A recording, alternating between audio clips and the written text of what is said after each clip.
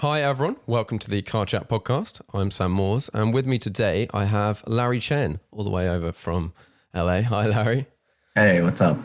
Can you tell the listeners sort of who you are and what you do? I am Larry Chen. I'm an automotive photographer, and I just travel the world and I take pictures of what I think are the coolest cars, and I just kind of tell their story.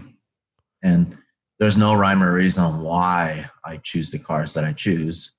They just speak to me for whatever reason. Some of them are really expensive. For example, like yesterday, I shot Jeff Swartz 935 Pikes Peak car, which I don't even know how much that thing is. 1.5 million, maybe more. That looks mad, that thing. Yeah, and when I showed up, he's hasn't driven it, and it's like a brand new car. I look at the exhaust tips. I took a picture of the exhaust tips, and he went out for his first session. He probably drove hard 30 minutes, and I look at the exhaust tips again, and they're completely blue. So I know for a fact that it pretty much had 0 miles on it. And then after that, it had a lot of hard driven miles on it. But the day before that, I shot drift cars, and their body panels were just falling apart. And it's crazy to me that just the range of things that I get to shoot. Yeah. And it could be all from all different manufacturers too. It's not just Japanese cars. It's European, American, pretty much anything and everything. And I'm very lucky that I get to work with amazing people in the industry, on the media side, as well as on the OE manufacturer side. Like I just did a job for Rivian, which is a new electric truck company. And it's the craziest thing. They value my opinion, and they also value me just capturing what the vehicle looks like in the world. It's really, really cool. Yeah, it's awesome. I think my experience from photographing stuff has been, like you said, the takeaway is kind of normally it's the people, and the cars are like a side product of, yes, I love cars and whatever, but just meeting so many different people of all ends. Yeah, and I think that's where a lot of people have wrong, or a lot of people try to get into this industry and they maybe take the wrong approach. First, you have to be very easy to work with and fun to work with and funny, and you have to just be personable, because really you're spending so much time with these people, art directors, people in charge. It's one of those things where you just have to, it's just a relationship that you have to build over time. Yeah, totally. Like you've got to be someone they want to hang out with, because you have to spend a lot of time. Oh yeah. So how did you get into this? Have you always been into photography? No, actually, I was into cars before photography. I was into cars in a smaller scale, literally. Yeah. I was into remote control cars, model cars. That's what you can do as a kid in the US. You get into, you scale up over time, I guess. As soon as I pretty much got my real car, I just stopped playing with scale cars. But now it's come full circle, because now I'm playing with remote control cars again, just because I have the time for it. And I have kids, and I like kind of getting them into the hobby too, so it's for sure. Yeah, it definitely cars first. I get that asked a lot, even to the point where people ask me, if I had to choose, what would I choose? Cars or photography? My first love is definitely cars. This is going to sound really, really Asian, but my mom told me that I used to use chopsticks to build parking structures and roads so I could drive my cars through them. Nice. And I think that's probably the most Asian car thing ever. But yeah, I would choose cars over photography. Photography for me is just a way for me to enjoy cars. There's many ways to enjoy cars, right? If you're wealthy, you can buy what cars you want to buy. If you are a mechanic, you work on them and you get dirty and then you touch them and you modify them physically. If you're a racing driver, then you wheel them, you push them. Potentially some people that I know that are racing drivers don't actually like cars. They just like driving. Yeah. So it's weird to me because I like to talk about cars. I talk to them and I'm like, hey, so like, what do you want to build personally? Or what things are you into personally? It's like, honestly, I don't like cars. I just I'm going to have my crew chief get me the car, the right car. I get my sponsors. I'm going to go out there. I'm going to win. And that's it. Forget about actually building a car from the ground up. So yeah, there's different ways to enjoy it. And because I'm not any of the other ones, I'm okay at working on cars. I'm okay at a lot of things. Driving them. I love driving them and I love racing, but I'm only okay, Yeah. I'm not that good.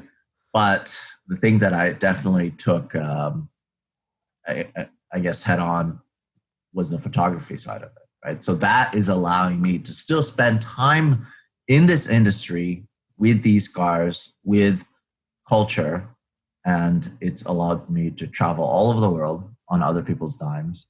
And it's been really an amazing ride, for sure.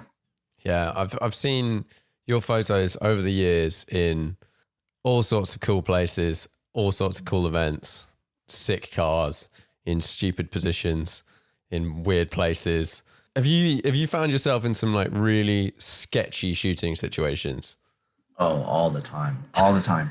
Even just this last shoot that I shot this weekend, my buddy Ryan Literal, he called me. He's like, hey, this is pretty much the first event since the lockdown that I'm going to go to. And it's the first time I'm going to drift all year in my competition car, his pro car, which is, 800 horsepower, whatever, fully legal Formula Drift car.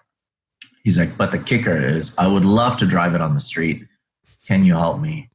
I said, oh, wow, this is perfect. I have the perfect opportunity for you because 10 years ago, I did a full story on the streets of downtown Chicago. I had my camera, and I met up with this local street drifting club or street drifting group. And they showed me a good time. We did some street drifting. We drove on the streets and it was great. But the whole time I was thinking, hey, this kind of story would be so cool to tell on video one day.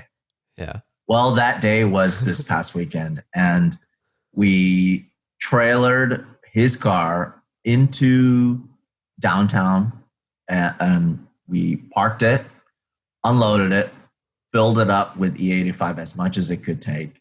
And even in our chase vehicle, we had spare tires, spare fuel, spare everything, just in case it broke down, because I think it has only like a 5-gallon tank or something. Yeah. And we drove it on the streets with probably some of the top street drift cars in the US. They're just so good looking and they put so much attention to detail, which it's just a different culture that I understand, but I just couldn't imagine doing it myself, which is rebuilding a car pretty much after every time you hit something. And you hit things a lot, in a drift car. So we go out there and super sketchy. Not to mention the public is like, what's going on here? And then the police are coming and saying, hey, what is this? This whole time I was thinking, all right, we're going to get in trouble. They're going to take away the cars. No, the police just come by, say what's up. Oh, nice cars. And then leave because guess what? They have way crazier things to worry about in Chicago. I'm so happy because I got some stills and I got some video of the police coming by and like, oh, tell me about that Nissan S14. Like, oh, cool. What kind of motor does it have? Oh, awesome. All right. See you guys later. And then the lights are on and everything. I'm like, this is the craziest thing ever. Like, that's oh my God. Cool. But there has been so many times when we've been shooting where I say this a lot. in interviews, but has been times where we actually have to hide from the authorities. Maybe not the police, but security guards, Yeah. just event staff, just people in general. It's a battle, as you probably know, as a photographer. Yeah. It's always a battle to I want one more foot. Give me one more. Give me two more. Like pretty soon I'm going to be right up to the track. And then it's like, well, what about being in the corner, like right inside of the corner, and when the car comes, I'll just move out of the way. Don't worry. Yeah. There has been some crazy times. I always love to tell the stories about me photographing X Games, which is the most restrictive series to follow. When Rallycross was a part of X Games, we used to have to shoot it because I worked for OE manufacturers at the time. I was shooting pictures for Dodge, for Mopar, and my client or what the guy that was racing was Travis Pastrana. Okay, so Travis Pastrana is racing in his Dodge Dart, and he's racing against Ken Block, Tanner Faust, Marcus Gronholm, but every big rallycross driver all the cool trying people. to compete, in X Games, and we had to perform. We had to make pictures no matter what. So because these street courses were, built in cities, sometimes we would have to hide in bus stops. Sometimes I would have to hide behind trash cans. And then there was even one point where it was me and a bunch of other photographers. There was like this bicycle barricade, it's like a big metal fence. There was a security guard kind of watching us, and we had to shoot behind this barricade. But the problem is the barricade was moved so far back, we couldn't actually see the corner. So anytime the security guard turned his head away from us, we would pick up the bicycle barricade and we would move it a couple inches. Amazing. And pretty soon, by the end of the race or by the time they would start, the barricade was like right next to the security guard. So it's like we're playing this game in real life. Of, hey, let's sneak around and do crazy stuff. But it's just the funniest thing. Even to the point where I would be walking the course and I'm like, there's got to be a place I can hide. There must be. And I look around and I see my other people, like other photographers, just hiding in a place. And they're like, don't look at me. Don't acknowledge that I'm here. People are watching you. But if you just keep walking, they're not going to find me. And I can tell you, I can show you so many photos that I've taken over the years just from these locations where they just don't want you to be. Even like I've covered the Macau Grand Prix where you just have to sneak it. You have to hide in bushes. You have to hide in just like the smallest areas. If it could fit you and the security guards or police can't see you, then you're good. You get your shot and then you move on, And those are always the best shots. Like, they're I wouldn't say that they're the best. They're always. Just the most satisfying to get. Because there's just everything is working against you, as you know, as a photographer. Everything. Your equipment, your whatever, the light, even the car working, even the subject showing up, or delayed flights, traffic, everything's working against you to get that photo. And you're just taking these steps and you're doing whatever you can in your experience to kind of get around that. Do you think, having photographed a lot of events and having to like deal with whatever situation you're in at that particular time, that's helped with your shoots where you've got tons of planning and tons of time because you're able to just like deal with stuff so much better? I can't tell you. So we've been doing a lot more Class A, just commercial photography. And we've been doing a lot of work for Toyota over the past couple of years. And I kind of say that we're a little rough around the edges for them. So when I show up to one of those shoots and it's a 50-person crew and I'm the photographer and I look around and I'm like, this is insane. Like all of these people, first of all, what is everyone doing? Yeah. Like, Totally. who are these people? Like, okay, some are from corporate. Okay, some are for the agency. Some are writing on notepads, whatever. I don't know what they're doing. All I know is I'm the photographer. My two guys are the assistants, and I have a grip guy, and I have a guy, the guy that drives the picture car. That's it. I don't know who everyone else is, but I'm like, you know what? We're out here to do a job. We're out here to get pictures, and we just push hard, like always. But we're definitely a little more rough around the edges versus a lot of these other commercial photographers, because I'm used to just running away from the police. You know, I'm used to like sneaking these shots. Yeah. Really, it is. I mean, we call it stealing shots, right? I'm sure it's the same way with what you do. We just call it stealing shots. We're stealing these photos. When I'm shooting in LA or any other city in the world, when the police come to tell you to stop, I'm like, yeah, of course I'll stop. Exactly. Yeah, we're leaving. Don't worry. And I'm still shooting with live view. I'm still going like, hey, just make a U-turn. We'll get out of here. And as they're making the U-turn, I'm like, oh, that's a cool angle. And I'm just like, you know, firing off frames. Yeah. That's what I'm used to doing, you know? But when the car is actually presented to me in good light, in the best situation, with the precision driver, with everything perfect, all the roads locked off, you know, we could do whatever we want. We could go backwards on the road.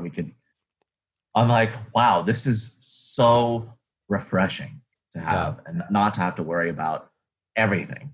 But of course, in this grand scheme of things, of course, it's a lot more stressful because so much money is on the line. Yeah. And, you know, it costs quite a bit to get those 50 people on set. But yeah, it's kind of I'm glad you brought that up. It's kind of interesting. As a photographer, you know the situations. Yeah, it's funny. Like I've 100% had that over the years, like having to shoot a lot of events early on and lots of things like gumball and stuff like that, where you just have no time, no sleep, no nothing, no control. Yeah. And you in that one, you're surrounded by other good photographers. Or at the beginning, I wasn't a very good photographer at all, but there was lots of good photographers, and you literally just like get shown up every single second of the day, and you don't have any excuses because you're like, well, I was there, and they were standing next to me, and their photo was like 10 times better than mine. So it's just punishing, and then you just learn, and then I very quickly started to learn, like you said, basically like shoot first, get permission later, or deal with the consequences later. Especially if someone wants to do a shoot in town, just go to the places you want to go. Obviously, try not to do anything like massively illegal or anything, but just park in places that you probably shouldn't be allowed to park. We are just taking pictures. You know, you want to talk about illegal, like we could be doing a lot worse things, you know. That is the nerdiest thing you can possibly do. Yeah, exactly. Like I'm in the middle of the city, and you know, are you outside of London or where? No, I'm in London. Okay, so I've shot in London quite a bit, right? And then, you know, we park wherever we want, whatever. And really, there's so many other things you could be doing in London in the middle of the night with a car, you know. But guess what we're doing? Nerding out over f-stops and ISOs and this and that, you know. Have you ever had any situations where you were like, thought you were going to get robbed? I've had a couple where it's like middle of the night, you in an expensive car, and you're like, oh, this has got real sketchy real quick. You know, I guess we've been pretty lucky. I try my best to kind of have that situational awareness. I've never really had any problems, but part of it is because I'm pretty paranoid when it comes to that. Yeah. Like our gear, even though it's fully insured, it's still like so personal to me. Right. Yeah. Even though camera bodies and lenses and all that is pretty much, it's not disposable, but it's easily replaceable with the same thing. Yeah. Yeah. It's too much trouble. Like it would be a disaster, and it usually is a disaster, even if we lose one body or one lens. if I drop it, or if it gets hit, or if it just bricks for whatever reason. Yeah. I don't know. It's just the way we shoot, the way me and my 3 guys. I have 3 full-time employees, and they support me. It's such a tight ship. If something like that happens, it just ruins it. So we really try our best. Anytime we're at a restaurant, anytime we stop at all for fuel or supplies, whatever, no matter where we are in the world, we're always paranoid about our camera gear. We always keep the gear with us, or we always have somebody on fire watch. That's like, and you just sit there and you look at it. We're pretty paranoid about it. And in the US, I've never really had any problems. I mean, I don't know for you, where have you had problems with? Other countries. Other countries. So like, just where was I? I was in Brazil. That was a bit. Oh, see, I've never shot in South America. That's one place I haven't shot. I've only been once. And I can imagine potentially it could be a little sketchy. I've shot in South Africa, and the people that were with me were basically like, look, literally everyone's eyeing you right now. You got to be a little more careful and try not to flaunt your camera gear. So my everyday carry, I actually carry a Think Tank man purse. It just looks like a regular bag, like a messenger bag. It doesn't look like a camera bag. So I usually carry that with me, and I have my cameras in there, because I found that, if you just carry a camera bag, people will just target you, right? So in the US, it's also like, there's probably going to be a disconnect with your listeners in the UK, but we are allowed to carry firearms, in the US. So that definitely helps us. I mean, if we know that we potentially will be in a situation, so, but outside of the US, we just do our best to be careful. Yeah. Do you ever tape up your logos or anything like that? So I used to tape up all my logos, but now that I work with Canon, I leave the Canon logos. Just thinking that. But the camera gear, all of my camera gear, even my brand new, 1DX Mark III cameras, every single piece of gear that I have, it looks haggard, like just destroyed. Because as soon as I get it, I put, one layer of paper tape and then one layer of gaff tape, and then my hands get on it, and then it gets dinged up, scratched up, and you look at it, it's like, I don't want to steal that. That thing is like, what a piece of crap, but little do they know, it's pretty much the top of the line stuff. Yeah. Have you always used Canon? So I have every manufacturer, like I have something from every manufacturer, but for work, I only used Canon because, I don't know, it's just something that there was one point, right, when it was like, oh, what should I do? Nikon, Canon, whatever. Yeah. A good buddy of mine who was, he was doing stock photography. He's like, you know what, you should just pick one, and then that's the one that you go with.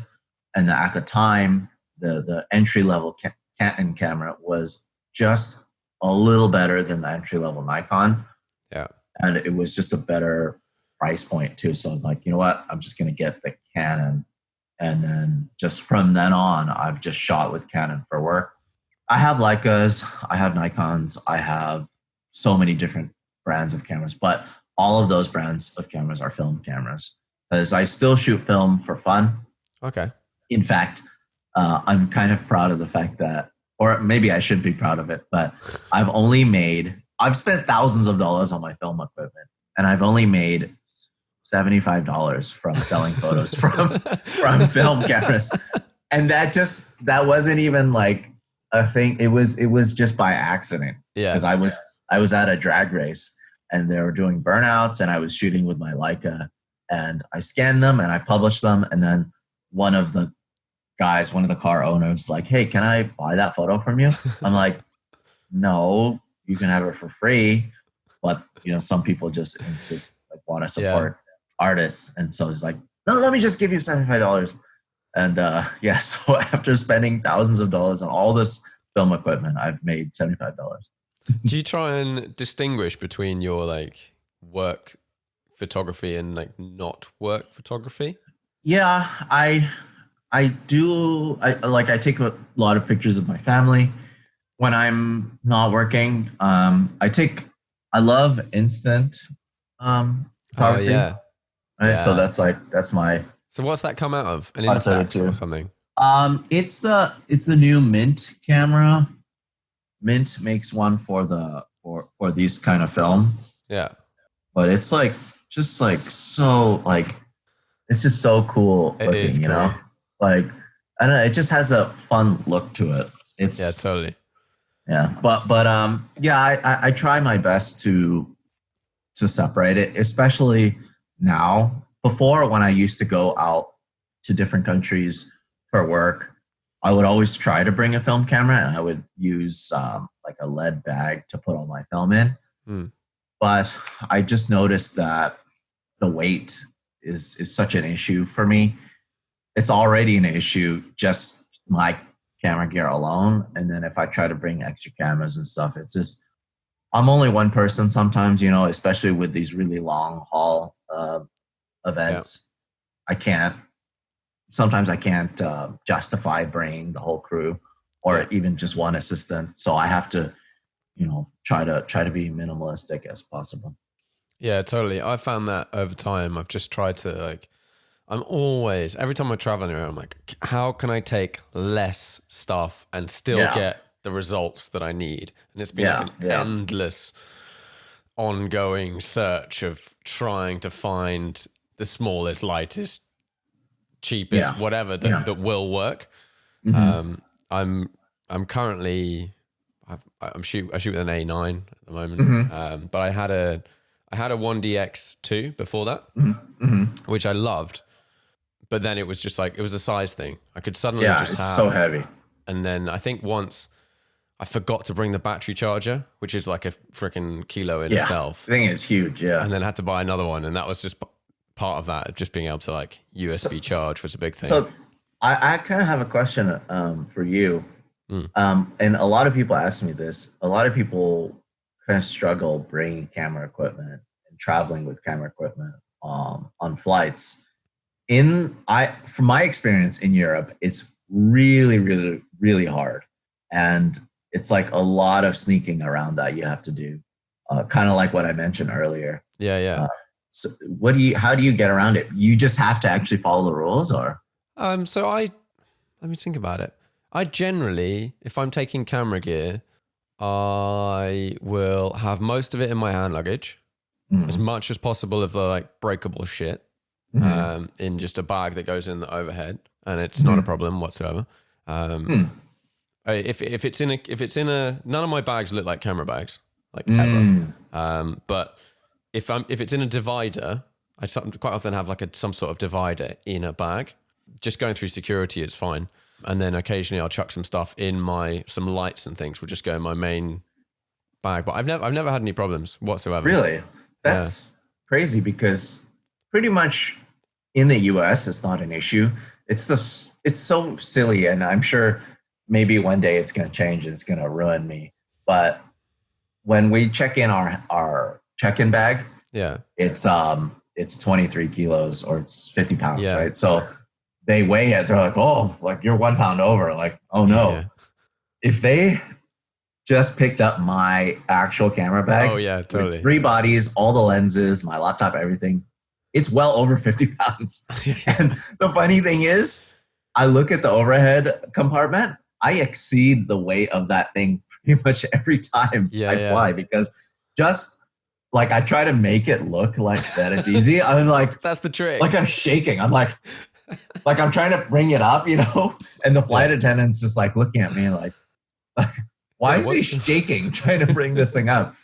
It is solid, massive metal that I'm bringing on of Yeah. all camera equipment. That would never fly in Europe. And it's so tough for us in Europe because because I think the weight limit is like 7 or 8 kilograms, Yeah, right? I've never been weighed though. It Really? depends on how big your bag is and what it looks like, I would say. If it Right. looks not obscenely big, that doesn't have wheels or anything, And like you said, if you can carry it without it looking heavy, no problem. If you like, it's when you're like, oh, what's in your bag? Why is it? Yeah, What's the yeah. problem? Yeah. But no, I've not had problems. But then again, that was part of the thing of switching to slightly smaller cameras. Yeah. Because everything is quite a lot lighter and smaller. But Yeah. I don't That's often cool. travel with that much gear anymore. I try and go like 2 little camera bodies and a couple of lenses or whatever. Mm-hmm. Are you? I had a couple of sort of camera related questions. Sure. Are you like a primes versus zooms? Do you use everything, or do you have a preference for what you use normally day to day? I definitely prefer prime lenses, and I just like making it more difficult for me, I guess. Yeah. It's just so much about the look, as you know. You just with a zoom lens, you can go down to 2.8, and that's it. I just like being able to open up just that much more, even to the point where I carry 3 medium range lenses always. I carry the 135 f2, which is one of my favorite lenses because it's lightweight. That's one really big thing.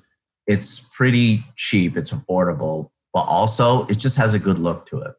And then I carry the 7200 just in case I need a zoom lens for whatever reason. Sometimes I'm stuck in a place where I can't actually move backwards or forwards. Right? So that's why that's like the workhorse lens. That's super reliable, super sharp.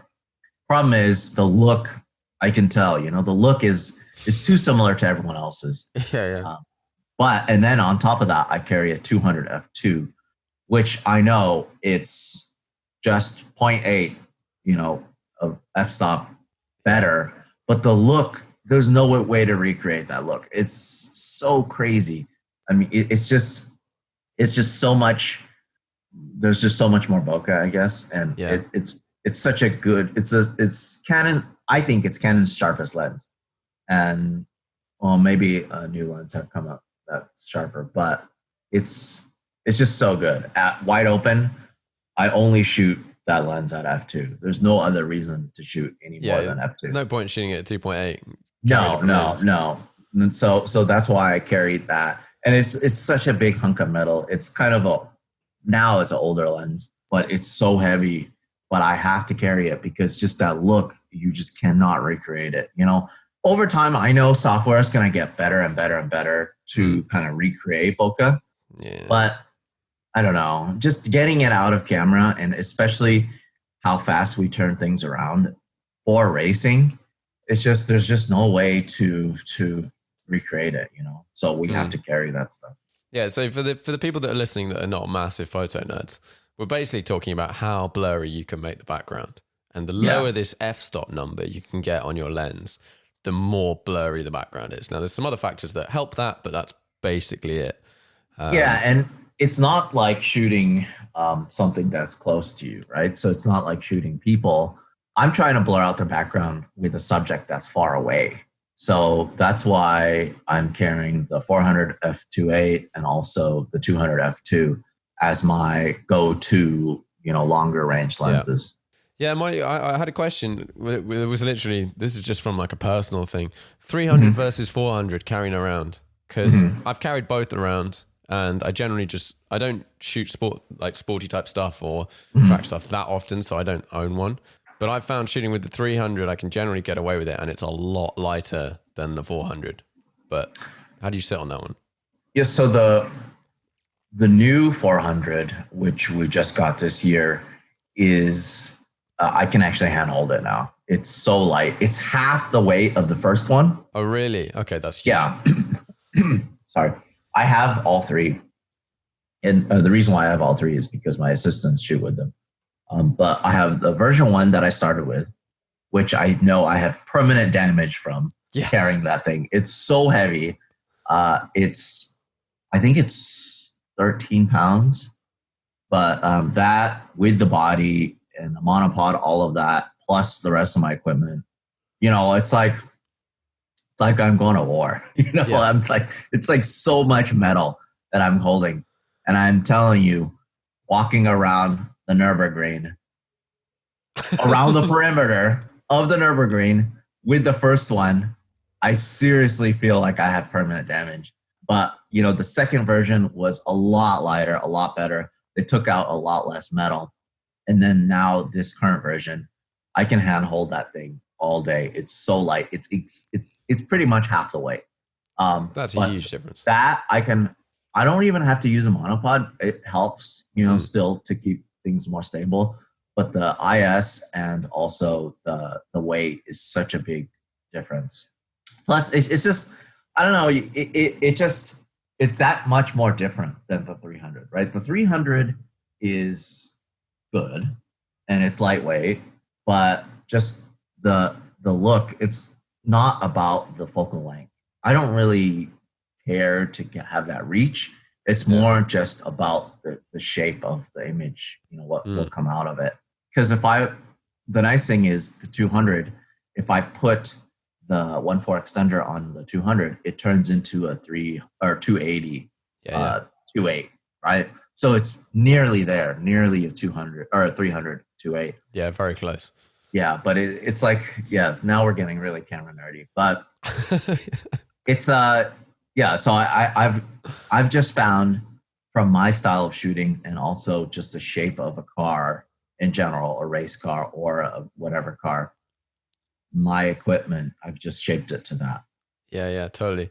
On that sort of look front, do you have a width that you try not to go to in terms of shooting? Like I know in terms of like, I try not to shoot below like 20 millimeter if I'm shooting outside of a car. Yeah. Like, unless it's really far away and then it doesn't really matter. But like, do you know what I mean? Like there's a certain point where they just get distorted and look weird. Yeah. I guess it just depends on what you're trying to achieve. If we're in like a narrow tunnel and I'm trying to kind of show, I guess the grandness of the scale of the scene, then I'll go down to 16. And there are certain shots where I'll go even fisheye with the 8-15. For example, if I'm mounting it on top of, if it's a drift car or something, even rally cars, and we just don't have that physical space, you know, for the lens to do its thing. Even if it's a 16 and it's not wide enough, then if we go fisheye, we could correct the perspective later on. Yeah. And it's not bad, you know, it's not something where I'll spend all day. It's not like a skate video where every single photo is with a fisheye lens. But, you know, it's nice to kind of get some here and there. Yeah, I totally agree. I do find it funny when someone first gets like a fisheye and they just shoot like everything. Like everything's like fisheye, like the whole thing. And everything is a little world, right? It's like, all these people all around. But I mean, especially with interiors, like sometimes interiors, you just have to go wide, especially with some things that are just more cramped. And of course, it does distort things, but now with software, it's so much easier to fix that kind of stuff. Do you have a favorite track to shoot at or worst track to shoot at? The worst track to shoot at. I don't know. That's a good question. I know I have it in my head, but I don't. You know, I think it just comes down to access. Yeah. Like one of my favorite tracks, I think, is Laguna Seca. It's so nice because you don't actually have to be trackside to get really nice photos. There's just so many viewing areas in the public, and those are my favorite kind of tracks. Those tracks and also street courses are my favorite. Because it's just really cool to be able to be among the spectators, and they could just get the same photos that I'm shooting, you know, even on their cell phones, because the public areas are so nice and they have really good access. I think probably the tracks that I hate shooting at the most, I would say, For safety reasons, I think like the NASCAR tracks are really, really difficult to shoot at because you're not allowed to shoot from the outside. Okay. Obviously, because a car hitting the fence at 200 miles per hour is not and you're fun. next to it. Yeah, but I guess I've been lucky that I had a chance to shoot those things before it got a lot more restricted. I think that's kind of the theme recently, right? It's like I'm lucky that I had a chance to shoot 24 hours a while before, they got rid of basically the LMP ones. Yeah. There's just like a lot of that. But yeah, over time, tracks are getting more and more restrictive, and as they get more restrictive, I'll definitely not like shooting those. Yeah, I think that's pretty much. Yeah, it's tricky. It's definitely a trend I've noticed. I haven't shot at like tons of tracks, but I shoot at Spa quite a bit every now and then. And there's one place at Spa that like everyone gets the shot. It's like Eau Rouge when from the bottom. Yeah, and if you're a photographer, you're standing on the outside of the track. Yeah, and their cars come within inches of you. Yeah, yeah. One of my most famous shots is from there. The lights. Yeah, light trails, cars zipping past. You could high five the driver if you wanted.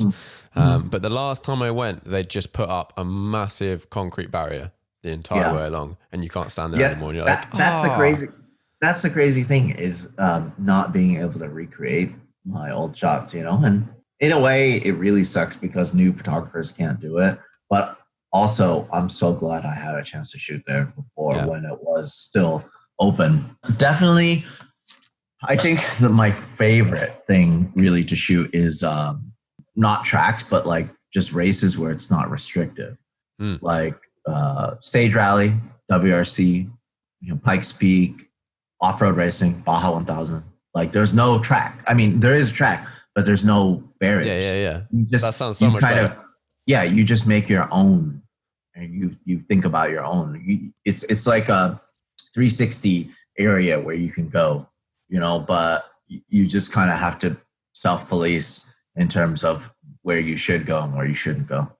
Yeah. Well, when I'm thinking of that, I'm thinking of, and I'm now also looking at your hat, which says Hoonigan on it, of Ken Block in the Hoonicorn with like the rear wheels off the edge on Pikes Peak.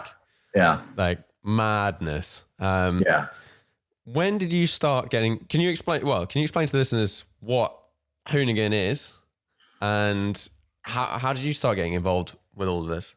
Hoonigan is a car culture brand / lifestyle, and they call themselves the Hoonigan Media Machine, and it really is a machine. The thing is, it's kind of like, I guess, showcasing what car guys truly want to do with their cars. Sometimes hack them up, sometimes do big burnouts, sometimes jump them. Sometimes, it's less about the shape, the beauty, the lines of a car. It's more about enjoying them for what they truly are, which are machines. And, they make loud noises. Maybe eventually they won't make any noises at all. But it's really, it's hooning. Hooning that's the whole Australian term. It's doing burnouts, drifting, all of that, just making a ruckus. That's kind of like the audience that they speak to, and that's why I feel like it's been so popular. And of course, we refer to Ken Block as the head Hoonigan in charge. He is like the original Hoonigan, and he promotes that lifestyle, but of course, being safe and in a safe environment, away from people. It's really, really cool to be a part of their crew. I actually started shooting with Ken on Gymkhana 4, the one that they did at the Universal Studios backlot. And I was actually there to cover for another photographer.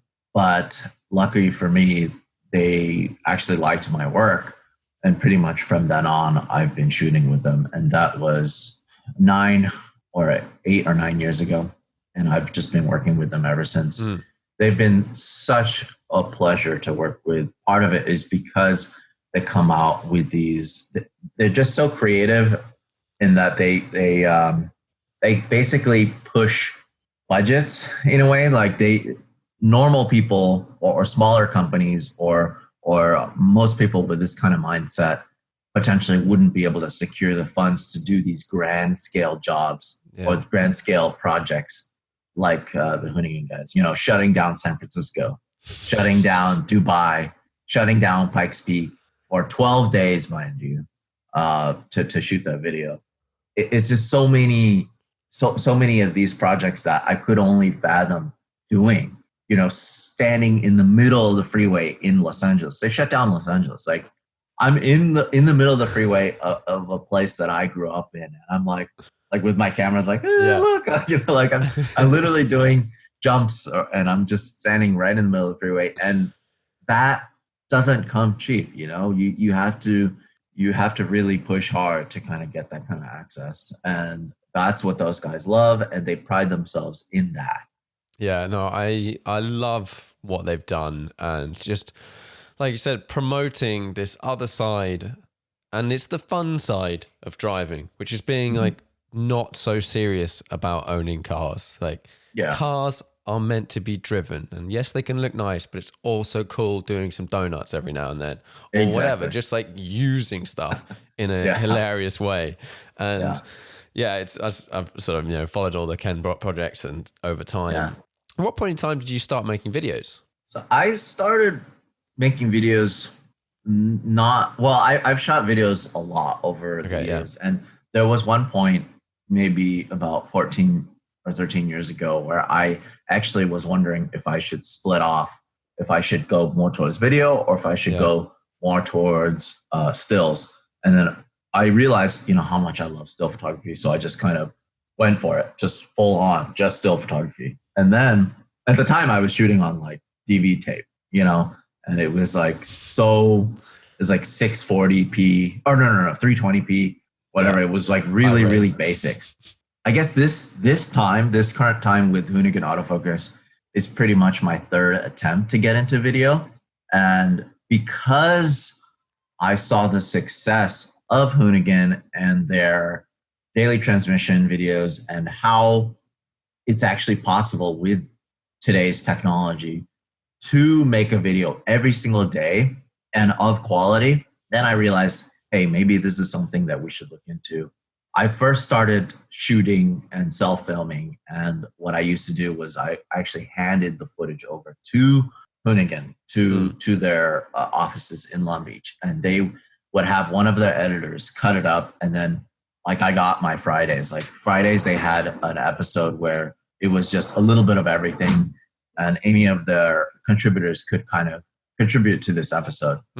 So for multiple Fridays, for a while, I was trying my best to always contribute it because it was just a different way to tell the story of what I was shooting. I get my stills, but then in between that, it's like, I'll talk to the camera. I'll say, hey, Ken just came through here. It was crazy. It was his third attempt. He had 2 tires off. It's the craziest thing. Oh my God. I love telling that story. And what I found is that people are more interested in how I'm getting the photos versus just the photos themselves. It comes as a package. They like to see the photos, and they like to see, oh, this is how Larry got them, and this is how much he had to suffer to get these photos. So with that, I saw, okay, there's a process to this, and this is possible. And then over time, we did like the first Hoonigan Autofocus series, which is something that Hoonigan produced. We shot this series in Germany. Like it was such a dream series to shoot. We had a chance to shoot with Roof. We had a chance to shoot with the guys at KW Suspension, and just all of these really like high-end German, like cool brands. Sydney Hoffman and JP Performance. Pretty much the biggest German YouTube and car personalities. Once we did that, I realized like, this is it. This is what we have to do. We just have to have not daily content, but as much content as possible. So right now we do 3 episodes a week, which I think we've gotten it down pretty good between me and my 3 guys. That's just what we concentrate on now. That's our editorial. That's our own editorial. We don't have to have any guidelines from any magazines or any outlets. It's our own outlet, and we tell the story that we like to tell. Yeah, I think it's a super cool platform, and I just had a check on it like today to see, and I was like, you are smashing out the videos like left, right, and center. It's crazy. Like this past weekend, we were at an event called Grid Life, which is usually during normal times, it's a music/car festival. Right? So you go to one festival and then you get a little bit of everything. You get to see top musical acts. You get to see drifting. You get to see time attack. You get to see just seriously like the coolest car culture as well as the coolest musical performances. This weekend we went to one. Of course, they didn't have the musical performances because of you know what. And we just concentrated on shooting the cars. We ended up with 7 Hoonigan Autofocus episodes just from one weekend of shooting. And part of it is just because you go to one location and there's awesome time attack cars, awesome drift cars, awesome this, awesome that, awesome home built cars. And then of course there's some, higher end time attack cars. Yeah. But part of it is that it's just nice. Like they welcome us with open arms. They want us to tell their story. And we just love doing it. Yeah, it's super cool. Do you have? I was just looking back at some of the videos you've done, and some of the ones I've watched recently. There was a Porsche 912, and then it's called the RSTI. So it's got a Subaru engine in it. I thought that was like there's just loads of really cool built project cars. Do you have some favorites that you've filmed over the last recent period?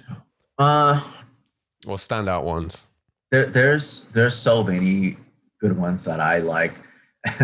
I guess that's the fun part of it is that sometimes I'll like something and we'll shoot it and we'll put out a video and no one else will like it. Or it's something that I think is kind of okay, but we still want to feature it because, we want to showcase the build and people go crazy over it. That's kind of the crazy thing about YouTube. And there's like that direct feedback. We read as many comments as we can. We try to improve in every which way. We really take pride in every single video. One of the big things that we really focus on is having good audio because we're out and about. It could be windy, it could be whatever, or it could be raining. There's just so many things hindering good audio. So we really pride ourselves in trying to do our best to focus on that. And there's those standout cars like my buddy, he's Ken Block's head mechanic. He built that all-wheel drive Firebird Trans Am, and it's like a Nissan Skyline driveline with fully working Nissan Skyline Atessa system attached to this crazy big V8 with a huge blower on it. It's just, I don't know, those kind of builds like the backyard home built cars that aren't pretty looking, but they're functional, and then they're so functional and so ugly, and they have so much patina. They've become good looking again. Those are the ones that I love the most. Those are the ones that speak to me. And then on top of that, we get to shoot those $1 million builds. Like the Ring brothers, they build some of the best cars in the world. That that this past SEMA, the winning car of the show was a Ring Brothers car. And they asked me like, hey, Larry, after the show, we want you to shoot it because after you shoot it, it's going to go off to Eastern Europe or wherever, Belgium. I don't even know. I forgot where it went. Yeah. But it's going to go into a private collection and it's never going to see the light of day ever again. And we spent so much effort and time, and it's $1 million car. We would love for you to do a video on it and shoot it and all of that. That's so cool. It's those kind of cars, and then the cars that are falling apart mid shoot. So have you driven a lot? You get to drive most of these cars now, don't you? I kind of pick and choose my battles. There's certain cars that I just know I shouldn't be driving. Part of it is that potentially they're too expensive, or it's just not conducive to the story, I guess. Yeah. It just, for example, like crazy time attack cars, sometimes I just know it's just too much for me, A lot of people like to comment like, hey, why aren't you getting on it? Why aren't you doing burnout, drifting? People are so stupid. Like, it's someone else's car. It's not even my car. If it's my own car, I'll do whatever. But part of it is that. Yeah. No, it's a funny one seeing that literally, people come in and they like give you so much shit for not ragging a car. You're like, I'm not going to rag a random car. Like someone's laying this to me. unless the owner asks me to. If the owner asks me to, then I'd be happy to try at least. Yeah, to give it a go. I saw you did one recently. You did a Gunther Works car. Did you drive that one? I didn't see. I asked. That's one where I actually asked to drive, and they basically said no because it's so expensive. And part of it is that it's not their car anymore; it's someone else's car. They already sold the car, and they were there to basically test it and break the track record for an air-cooled car. And I was like, "Hey, can I drive it?" They're like, "Not this one, but you can drive another one that we built. But you can ride in this car." So I had a chance to ride in it, and it was really nice. But yeah, so most people, I think I've built up a reputation where people know that I'm not going to destroy their car. Yeah, I just want to at least feel what it's like to drive it. Yeah, everyone feels different, I think that's a better reputation to have than to be the guy that's known for sick drifting and all that sort of stuff. Because there will be owners around the world. Like I've got to drive quite a lot of cool cars, and it's been because the owner trusts me not to mess their car up. Right. I trust you. Like whatever you decide to do, I know that you're fully respectful of me and my car. Yeah. If we're on a track and you decide to push it, that's because you've got it, not like you're just giving it a go. No. I did a podcast with Bisi recently, and seeing his electric 935. You had to go in that, didn't you? Yeah, he's so awesome. He's local to me. He's one of my favorite people to work with. He's so nerdy about his cars. I absolutely love it. Like he's nerdy about his cars as how I'm nerdy with cameras. He just goes into it. And his 935, as I explained in the video that I did, it's kind of getting enthusiasts to look at electric cars a different way. I've driven electric cars. I've driven Teslas. They don't do it for me. They just don't. They're boring. They look terrible. They sound terrible. I don't know. It's just boring to me. But then I get in his car. It looks amazing. It's a 935. It performs great. It actually sounds pretty cool. But part of it is that it is just a wild machine, and it speaks to enthusiasts. It looks the part. It looks right, and just I don't know. You can see his enthusiasm and all the thought that he's put into every little bit of it. It's really cool to see. Yeah, it's super cool. I think that was the one thing I took away from the conversation with him was you see this guy, Moto, for those people that don't know who we're talking about. He's built these crazy cars over the years. Like a standard build for him is like 1,000 horsepower, shooting flames, all that sort of stuff. And then he's built this 935, but with an electric powertrain. And the bit that got it for me was listening to him talk about it. He is visibly excited about the prospect of driving this car, building the car, all of the stuff. And that for me is like a enthusiast of cars and driving cars. It made me like excited about the idea. I was like, I can get behind this. If he thinks it's awesome, it's not going to be shit. Like I want to try this out. This sounds like this could be fun. Well, you have to just look at his other cars, right? When you say 1,000 horsepower, he builds 1,000 horsepower cars. One of his other famous cars is that Honda Odyssey minivan. And I always like to tell this story when anyone brings up Bisi. I went to his place to shoot the minivan, and this was when I was just doing still photography. And I asked him, I was like, "Hey, do you think you could do a burnout as like the final thing?" Because I know burnouts sometimes you destroy the car. Yeah, you break an axle or whatever. I'm like, "Hey, just do it. Can you just do a burnout for us?" And he's like, "Yeah, I'll try. I've never done it. It has 1,000 horsepower, but I've never done a burnout." And I'm next to him. I'm ready to shoot. I have my camera rig all rigged up on my car because I wanted to actually follow him as he did the burnout. So he revs it up to red line. He drops the clutch, and it just stalls. It just like lurches forward and it stalls. And I'm like, okay, like it has 1,000 horsepower. It should be able to do this, And And he's like, let me try it again. And same thing. He does it, revs it up. It's super loud, drops the clutch, it stalls. And I'm like, something's not right here. Something's weird. I'm like, what gear are you in? He's like, I'm in third gear.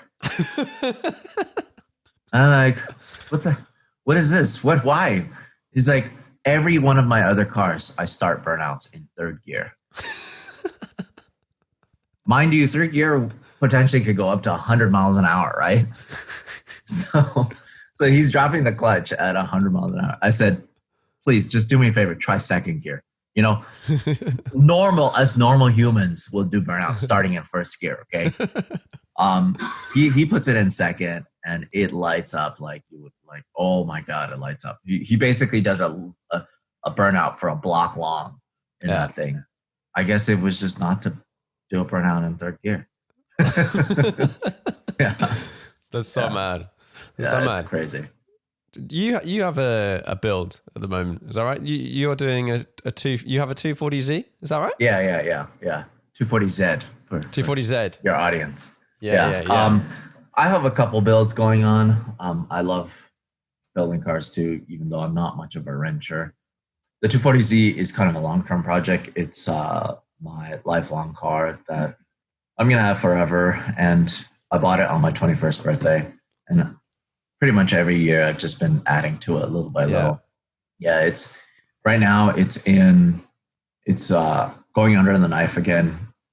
It's getting a new cooling system. It's getting new brakes. It's getting a new ECU. Actually, I just put my friends at Z Car Garage up near San Francisco. They actually put in a Haltech ECU system. So it's running again, which is nice. But I'm really excited to get that back and then take it to shows and potentially take it to places or shoot some videos with it. You know, I think it'll be a lot of fun. It's a cool looking thing. Yeah, it's fun. It's all I've been trying to do over the years is just make it a modern car. Yeah. You know, I put AC back into it, AC and heat, and I put a sound system in it just because, you know, I'm like de-race carring it.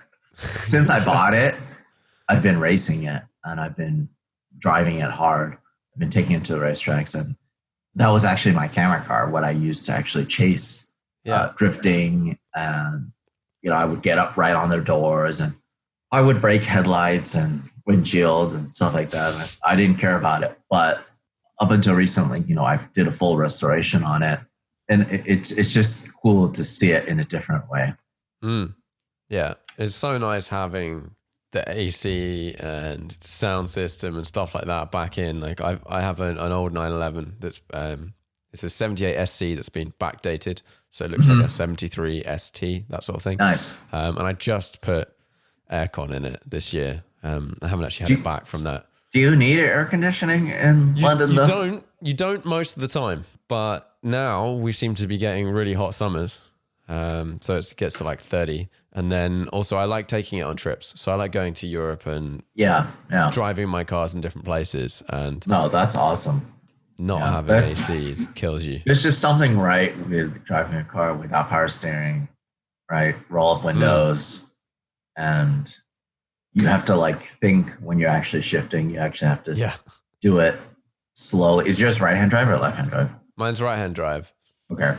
So like you're just like, you actually have to think when you're driving. And I think that's a lot of fun. Like every time I drive my 240Z, it's so visceral and it's just so raw.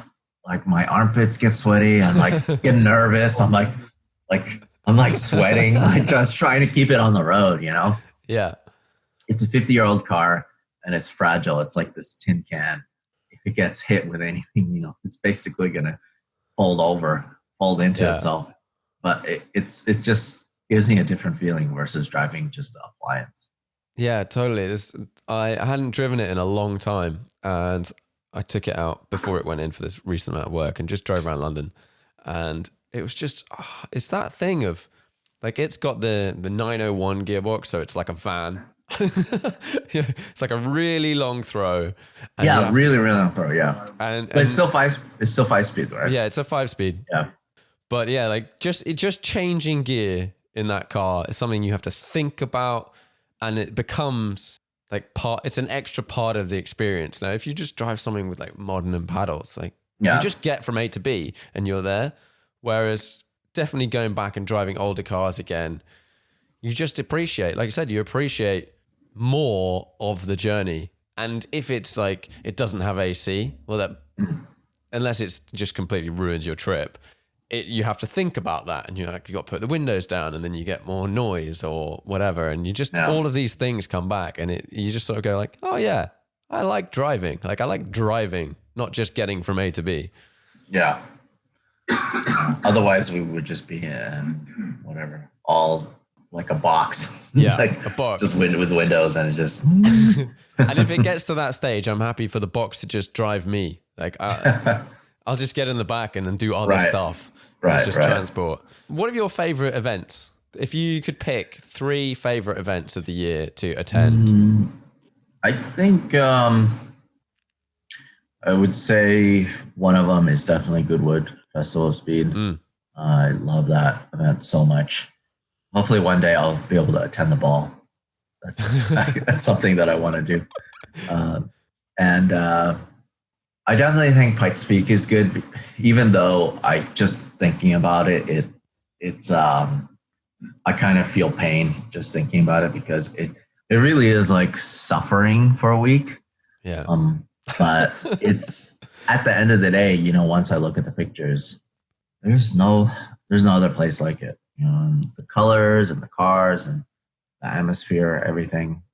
What's so tricky about it? Like what's the suffer come from? The hours and the altitude. Yeah. So the hours that we have to shoot are pretty ridiculous. Like for race day, we usually have to wake up at 1:30 a.m. to head up to the mountain to basically beat the traffic. Because usually there's spectators. I don't know what it's going to be like this year because there's no spectators. On a normal practice day, we shoot for a week straight there every single day. And we have to wake up very early. We have to get on the mountain at 4:30 to 5 a.m. And then we have to battle the altitude. The altitude is just so rough. I think Everest Base Camp is 17,000 feet. I could be wrong. 17 or 19,000 feet. The Pikes Peak is 14,110 feet. And that's pretty high. The oxygen is just, it's just rough to be out there in the elements. In the middle of summer, it's so cold up there. It hails, it rains, it snows. It's just a different climate system. It's fun, but it's rough. Yeah. Fair. Yeah. And then number 3, what was your third? So you got Goodwood, Pikes Peak. That's a really good question. In terms of like spectating events, I really like. That's a good question. I mean, I think the SEMA show, either the SEMA show or Tokyo Autosalon, like the two like big culture events. Yeah, I know. In Europe, there's the Essen show, right? Or what are the big events? Yeah, I've not been to Essen, but there's Essen and there's all the big motor shows like Geneva, which has actually just been cancelled probably for the last time. I've been to Geneva, but the more culture oriented, the more tuner shows are the ones that I really like. Part of it is it's because it's not for the show itself. The show is cool for SEMA and for Tokyo Autosalon, but it's all the things surrounding it that I love so much. Visiting the local shops, visiting all the meets that's happening. Pretty much all of the best tuners, either from Japan or from the US, gather to that one spot. Excuse me, to that one spot just to showcase the best builds for the year. Yeah, that's cool. Yeah, like you said, it's definitely like it's the things around. Like whether it's the Nürburgring 24 and there's just like tons of shit going on. Or that sort of thing. Those events are fun for me the Nürburgring and Le Mans and Sebring and 24 Hours of Daytona. All the 24-hour races are fun. I've been to every single 24-hour race or sports car race. Have you been to Le Mans Classic? I haven't been to the Le Mans Classic, but like current... It's not technically a 24-hour race, but yeah. It's what? I was saying it's not technically a 24-hour race. Right, because they stop, right? And then because they do they race for 24 hours, but it's in slots. Right. So each category gets like 3 slots throughout the 24 hours. So one night, one day, whatever. Oh, I see. I haven't been to that. It's a good one. I'm sure that's one just that in I'll terms want of the to cars. do. Yeah, but I just find that as a spectator, it's a lot easier just to watch on television. It's when you go there as a spectator, it's pretty much just a party. Yeah, it's part for the cars, but it's mostly a party. But the events that I'm talking about, like Festival of Speed, you go there not awesome, to party. That's not a one where you're shotgunning beers. You know, that's like the craziest thing. Like when I'm going through the forest, when I'm shooting the Nürburgring, you just have to watch out where you step because you could walk into somebody's pee stream. You know, like because in the middle of the night you're stumbling around. There could be like 20 guys they just whip it out and they just start peeing anywhere they want and in different directions and towards each other sometimes. So if you walk in between them, you just basically walk directly through their stream. It's not like that at Goodwood Festival of Speed, I can tell you. No, it's not. And Goodwood, there's just so much mad stuff everywhere at Goodwood. Do you think will you be there next year? Or you don't know? No idea. Who knows? Who knows what's going to happen? Cool. Well, I normally wrap these up with 5 questions. Sure. You ready? Yeah. Okay. Do you have a most memorable driving trip or journey? That's a good question. I think, let's see.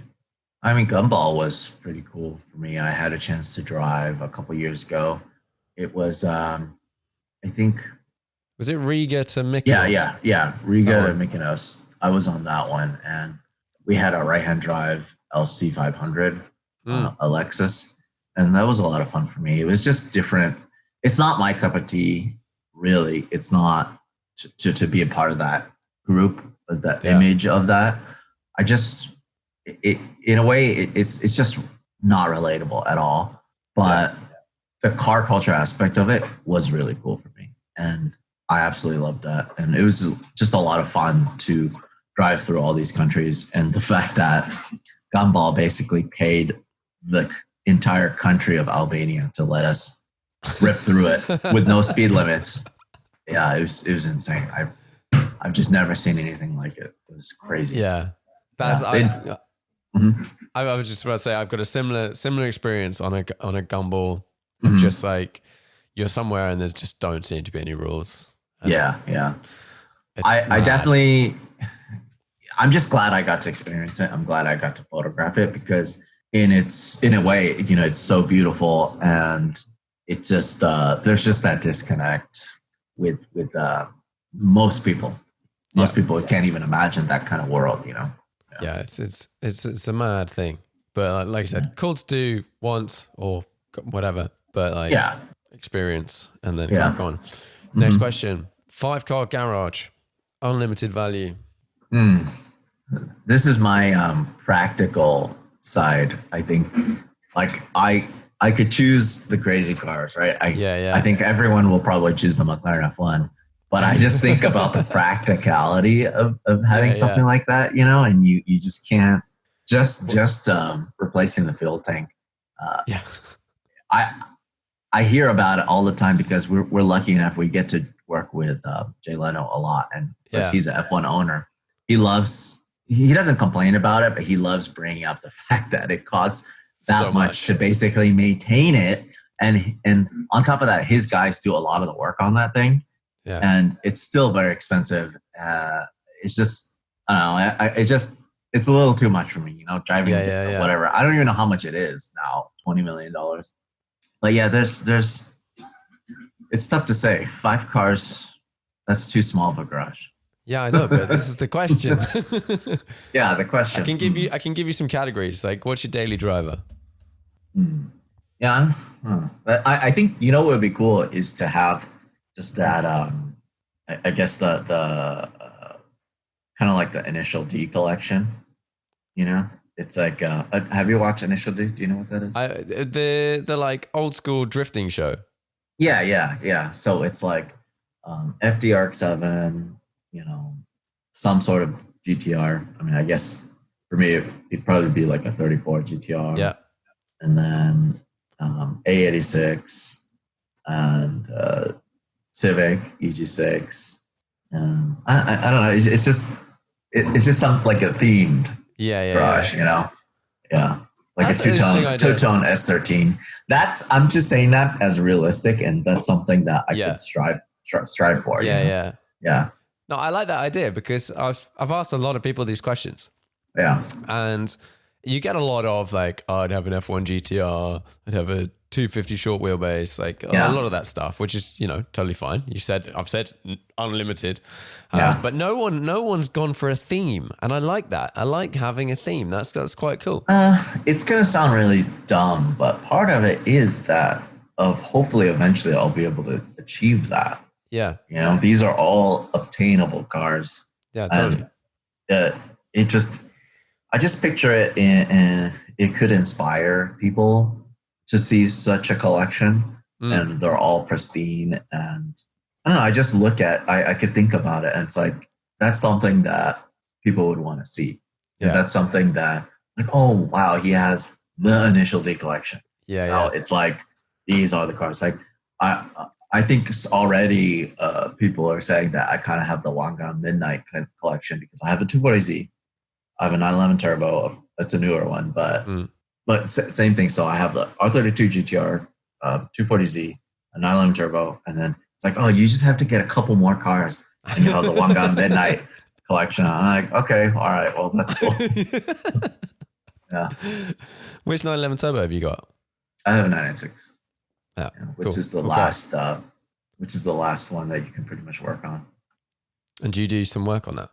Yeah, I mean, I just do the normal things on it. I kind of got a pretty. I got one that was in kind of rough condition, and just over the years, it's been restoring it. Yeah. And finally, it's at a point where it's a stopping point where I could just leave it alone. Eventually, I'll probably make it more into a GT2, like a copy of a GT2. Yeah. But what inspired me was the roof.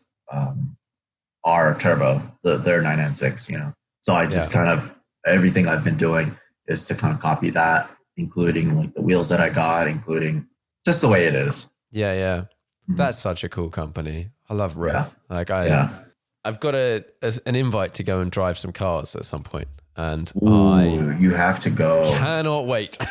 Yeah. I've had a chance. I can actually say that I hooned the new CTR. Oh, sick. How was it?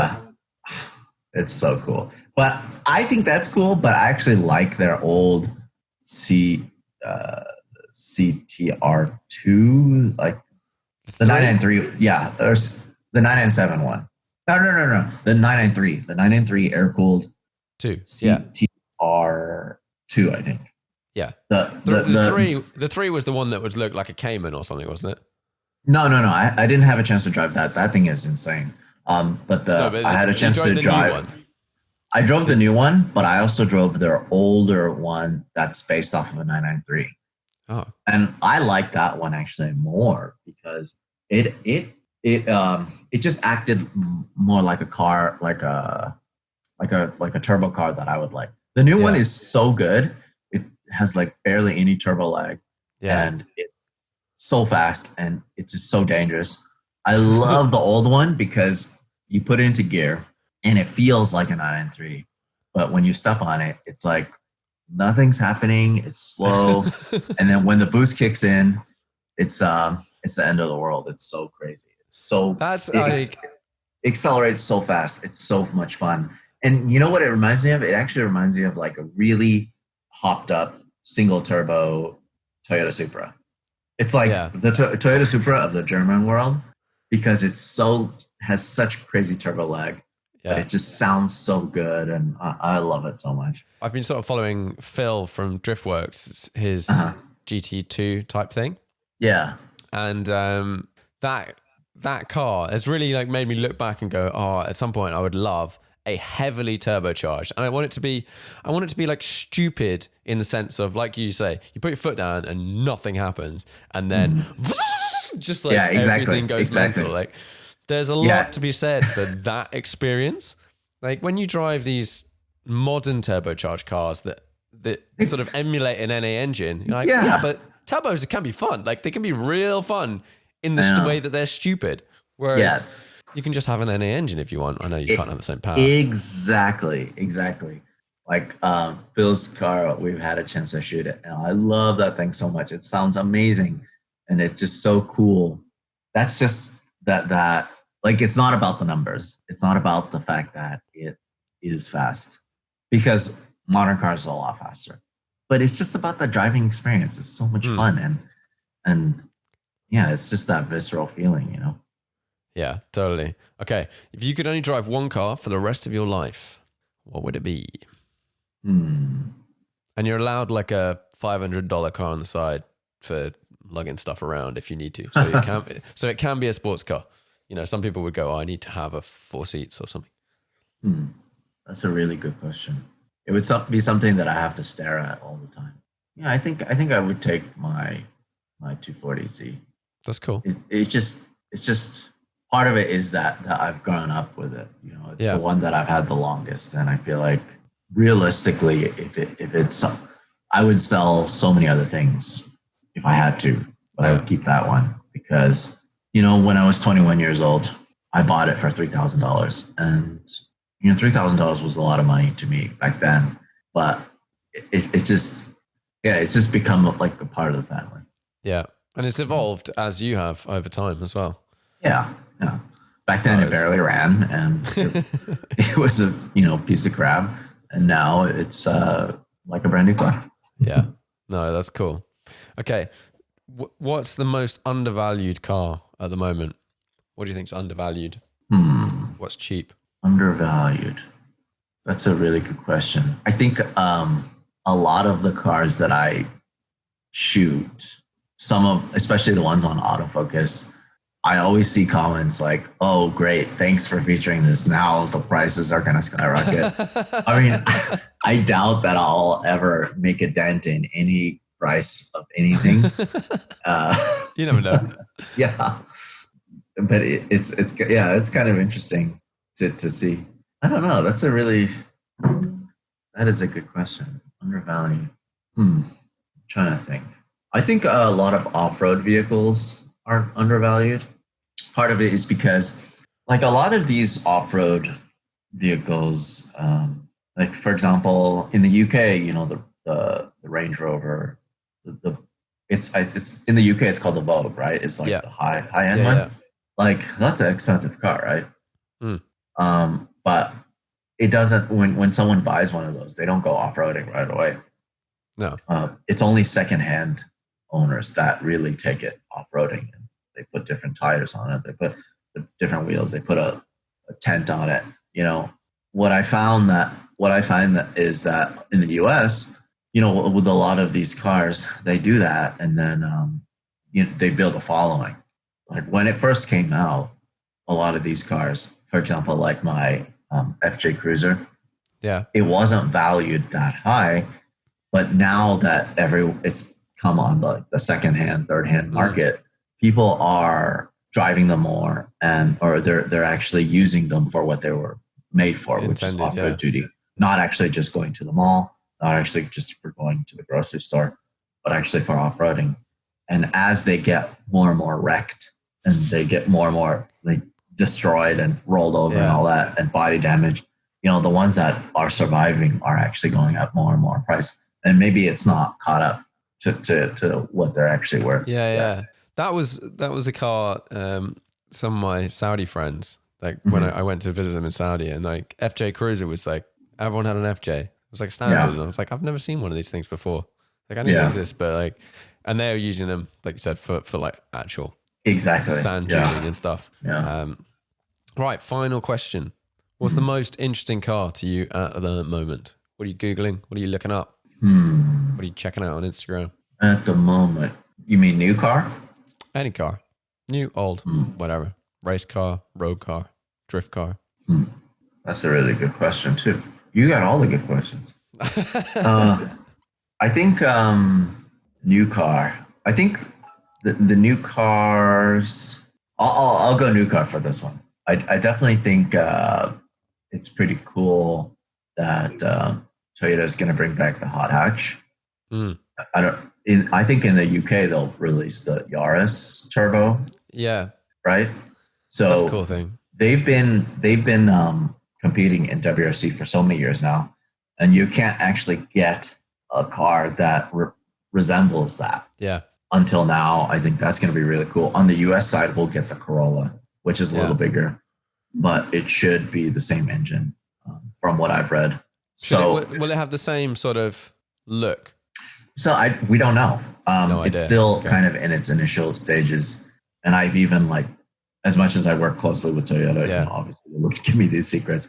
I've signed up for email updates, on the website because anytime they want to leak some info, it's cool because we did build a Toyota Corolla for the SEMA show 2 years ago, and I'm assuming that potentially this could be one of our next SEMA cars because it's gone are the days where those cars exist. You know, the Focus RS from Ford came and gone so quick, and now they're not even going to build any small cars anymore.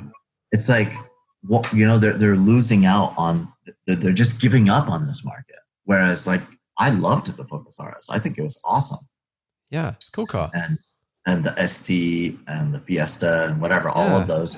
The small cars, there is still a market for it. And maybe it's not one of those things where it's those potentially could be first cars or second car. You have your daily driver and then you have your project car.